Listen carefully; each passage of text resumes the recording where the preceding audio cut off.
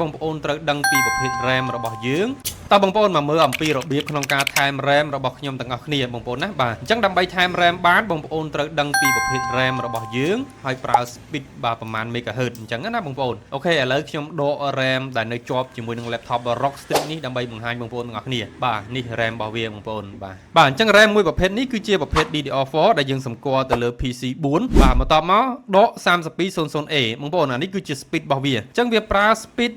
3200 MHz បាទអញ្ចឹងយើងរកប្រភេទ RAM ណាដែលជាប្រភេទ RAM DDR4 ហើយ speed ដូចគ្នាដើម្បីយកមកដាក់ជាមួយនឹង laptop របស់យើងឲ្យបានត្រឹមត្រូវបាទអញ្ចឹងឥឡូវនេះខ្ញុំរកបានហើយបាទជាប្រភេទ RAM DDR4 ដែលមាន speed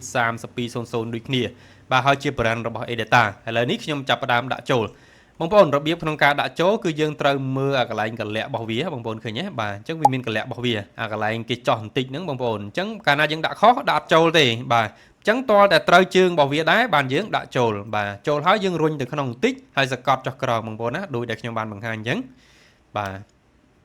សកត់មកកឹបបាទតែប៉ុណ្្នឹងគឺរួចរាល់ហើយបងប្អូនបាទការ upgrade RAM របស់យើងគឺត្រូវបានបញ្ចប់បាទអរគុណបើសិនជាបងប្អូនមានចម្ងល់អាច comment នៅខាងក្រោមបានបាទអរគុណជម្រាបលា